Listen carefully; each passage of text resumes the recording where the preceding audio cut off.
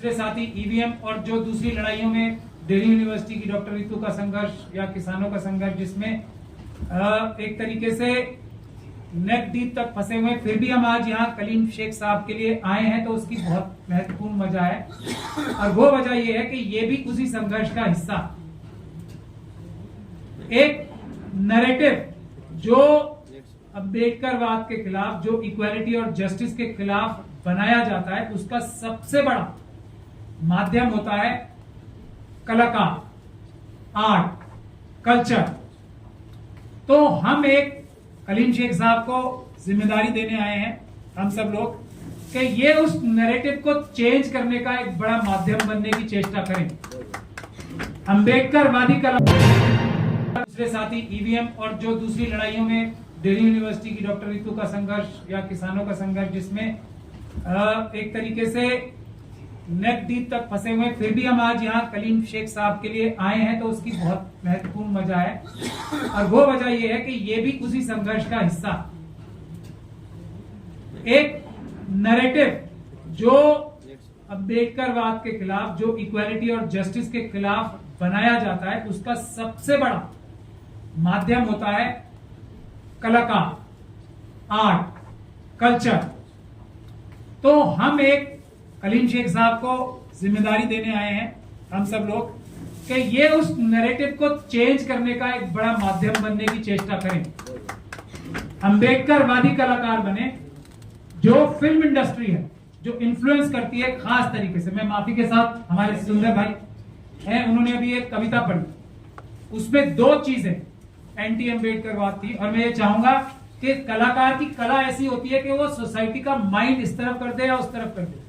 सैकड़ों हजारों साल का एक नैरेटिव चला आ रहा है महिलाओं के खिलाफ, अपनी पत्नी के खिलाफ, जिसको पत्नी बनाने के लिए बड़े से बड़े पुरुष घुटनों के बल बैठ के रिक्वेस्ट करते हैं। जैसे मोदी जी के सामने मोदी जी घुटनों के बल बैठ के वोटर्स को वोट मांगते हैं, और शादी के बाद उसके बारे में क्या नैरेटिव होता है, उसके मजाक उड़ा के जिस तरीके से नैरेटिव तैयार किया गया है, ये एक खास तौर का नैरेटिव है जो ढोल गवार शूद्र पशु नारी से आता है। तो इस नैरेटिव को तोड़ने के लिए हम आपसे गुजारिश करने आए हैं, आप बड़े बड़े कलाकारों से। दूसरा, एक कलर के बारे में।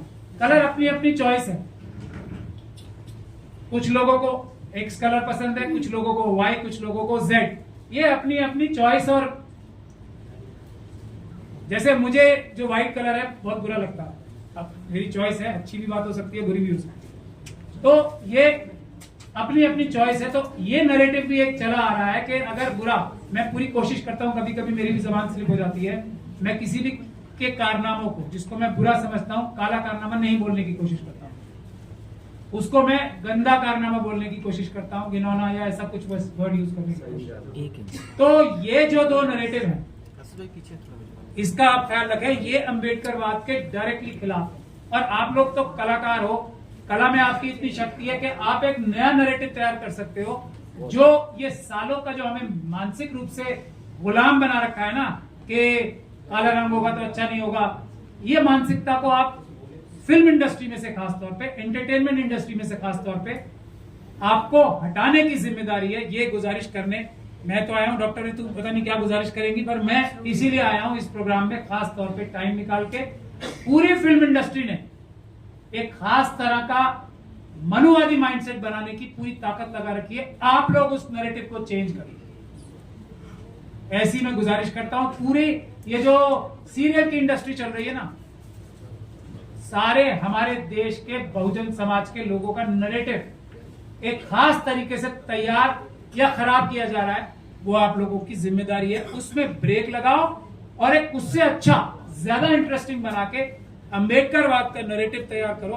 ये करबद्ध निवेदन करने मैं आप लोगों के बीच में आया हूं। इससे ज्यादा मुझे कुछ कहना नहीं है।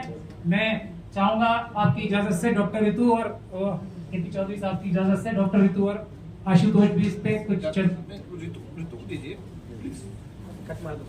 मैं बोल देता हूँ प्रोफेसर रितु के बारे में। बहुत बहुत शुक्रिया आज इस अपॉर्चुनिटी के लिए। और मैं सबसे पहले शुक्रिया अदा करती हूँ केपी सिंह जी का। बहुत सुना आपके बारे में सर, बहुत कम मुलाकात हुई है, बट ये इस तरीके का प्लेटफॉर्म क्रिएट करना और जो हमारा फोर्थ पिलर ऑफ डेमोक्रेसी जिसे हम मीडिया कहते थे, बट फॉर अस यही असली मीडिया है, फॉर अस रियल मीडिया यही है, एक अपॉर्चुनिटी देना। और सुंदर जी का भी मैं बहुत बहुत, जो कवि हैं, आपका बहुत बहुत शुक्रिया अदा करती हूँ कि आज अपॉर्चुनिटी मिली और आप हमारे बीच में आए। And A to Z entertainment private limited, it's a great opportunity. मुझे ये लगता है कि जिसमें जो कि कलीम शेख जी का एक आई थिंक ब्रेन चाइल्ड है, आपने इसे पैदा किया है और हम सब we all are very excited कि कोई एक एंटरटेनमेंट इंडस्ट्री या कोई एक चीज ऐसी आएगी जिसे हम अपना कह सकते हैं। तो जो हमें ऐसा लगेगा कि हाँ हमारा भी कुछ है, कुछ हमने भी किया, कुछ लैंडमार्क आपने ऐसा क्रिएट किया जिसमें हमारे बच्चों को अपॉर्चुनिटी मिलेगी। क्योंकि हमारी लड़ाई किस चीज की है? इक्वल अपॉर्चुनिटी की जो है। हमारे अंदर क्या टैलेंट कम है। And coming back to advocate Pracha ji इस पॉइंट, तो मुझे लगता है उन्होंने बहुत खूबसूरत एक पॉइंट कहा कि जो जब हमारे कवि साहब ने, मतलब एक ट्रेनिंग होती है, क्योंकि ये चीजें होती आई है इंडस्ट्री में, ये चीजें चलती हैं, तो I don't think so he is wrong anyway. उन्होंने जो कहा वो उनके समझ के हिसाब से बिल्कुल सही था, क्योंकि लोग इसी चीज पे हंसते आए हैं, लोग इसी चीज को एंटरटेनमेंट समझते आए हैं। लेकिन एक पैराडाइम शिफ्ट होता है sir, and I think it is a high time कि उस पैराडाइम को शिफ्ट करना का वक्त हमारे पास आ गया है। क्योंकि बहुत सालों से इंडस्ट्रीज में हम नहीं थे, बहुत सालों से अपॉर्चुनिटीज हमारे पास नहीं थी कि हमारे लोगों में कला नहीं है। हमारे लोगों को ये सिखाया गया कि काली बिल्ली जाए ना तो रास्ता काट जाए तो खतरनाक है। भाई it is Kali only, why not white बिल्ली, गोरी बिल्ली, भूरी बिल्ली, रंग की बिल्ली। हाँ ओके, यू वेयर काला धागा, तुम्हारे पैर का दर्द ठीक हो जाएगा। Why can't I wear white धागा, मेरे पैर का दर्द ठीक हो जाएगा। पिंक, ग्रीन, ब्लू है। Why there is so much obsession with the skin. So इस मीडिया से ये रिक्वेस्ट है, and I think you all are doing a wonderful job कि हमारी बात कोई नहीं बताता, हमारा दर्द कोई नहीं सुनाता। आज अगर डॉक्टर रितु की लड़ाई 191 डेज आज हो चुके हैं, तो it is because of this media ये लड़ाई सुनाई जा रही है। अदरवाइज हमारे रंग पे कमेंट करना, हमारी बॉडी पे कमेंट करना, हमें आगे नहीं आने दिया जाना, हमें कह देना कि इनमें तो मेरिट ही नहीं है, एकेडमिक्स में तो नहीं है, कला भी नहीं है इनके अंदर। बट आर्ट इतनी खूबसूरत चीज है, एक घड़ा बनाना भी आर्ट है, एक मटका बनाना भी आर्ट है। वो लोग जो सिकलीगर का काम करते हैं, जो लोहे का काम करके लोहे से पिघला के बाल्टियां बना देते हैं, वो दलित समाज के लोग हैं, ट्राइबल समाज के लोग हैं, दैट इज आर्ट। आदिवासी लोग लकड़ी से क्या क्या बना देते हैं, तीर चलाना, ये चलाना, that is art. But we haven't realized it. But पता है दिक्कत क्या है? आज हम जैसे लोग, दबे कुचले मुसलमान समाज से ये साथी जो बैठे हैं, जिन लोगों को सदियों से इग्नोर किया गया ना, उन्होंने पढ़ा ना, जब उन्होंने आवाज उठाई, बोला, तो लोगों को समझ में आया कि ओ बाबा रे बाबा, बहुत टैलेंट है इन लोगों में। तो ये लोग अगर आगे आगे तो काम खराब हो जाएगा। देखिए मैं किसी, मेरा माइक बंद तो नहीं होना, देखिए मैं किसी जाति की बात नहीं कर रही। टैलेंट तो हर गरीब के अंदर है, और जो गरीब है मुझे नहीं लगता उसकी जाति भी है, तो वो किसी भी समाज का हो सकता है, वो हमारा अपना है।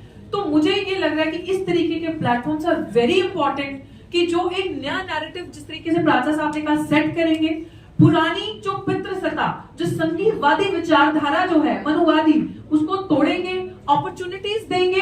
आप, हम यही कहते हैं कि पढ़ो पढ़ो सरकारी नौकरी मिलेगी, अब तो वो भी नहीं रही ना। अब तो कला के माध्यम से आपके अंदर जो क्रिएटिविटी है, और मुझे लगता है कि जो बहुजन हमारे बच्चे हैं, दे आर सो टैलेंटेड, उनके अंदर इतना टैलेंट है, जस्ट उनके स्किल्स को हॉर्न करने की जरूरत है। And thank you everybody whoever is sitting here for creating this platform. And ये अपॉर्चुनिटी जब सबको मिलेगी, तो हम जैसा टैलेंट भी, शायद हम लोगों को कभी कोई इतना बड़ा प्लेटफॉर्म या मीडिया नहीं बुलाता इस तरीके के इवेंट्स को एड्रेस करने के लिए। ये अपॉर्चुनिटी हमारे लिए भी है, और ये अपॉर्चुनिटी आप सबके लिए भी है। और मुझे लगता है कि ये म्यूचुअल वर्क है, और ये वर्क इसी सॉलिडारिटी से आगे जाना चाहिए, इसी कंपेनियनशिप से आगे जाना चाहिए। और हर एक उस मजलूम को आप प्लीज कला उसमें भी देखिएगा, जो सड़क पे बच्चे फुटपाथ पे बैठे होते हैं, जिनके पास एक वक्त का खाना नहीं होता, उनमें भी जब हम गाड़ियों में, बड़ी बड़ी गाड़ियों में जाते हैं और रेड लाइट पे वो जो चिमटा और 2 पत्थर बजा के गाने गा रहे होते हैं, दैट इज ऑल्सो टैलेंट। कहीं रेलवे स्टेशन पे कोई गाना गाता है, इतनी सुरीली आवाज है, दैट इज अ टैलेंट। छोटे छोटे बच्चे इतना अच्छा ह्यूमर क्रिएट करते हैं, और उनके पैरों में चप्पल नहीं होती, कपड़े नहीं होते ठंड सर्दी में, that is also talent. And I think this is the platform जिसमें हम सब आपकी मदद करेंगे हर तरीके से। कलीम शेख जी, एंड मुझे लगता है कि आपकी कला को हमारा पूरा सपोर्ट है, समर्थन है, और जहां तक भी हम आपका मैसेज वाइड एंड लार्ज इस कंट्री में फैला सकते हैं, even overseas, we'll try our best to do so. Thank you very much for creating this platform.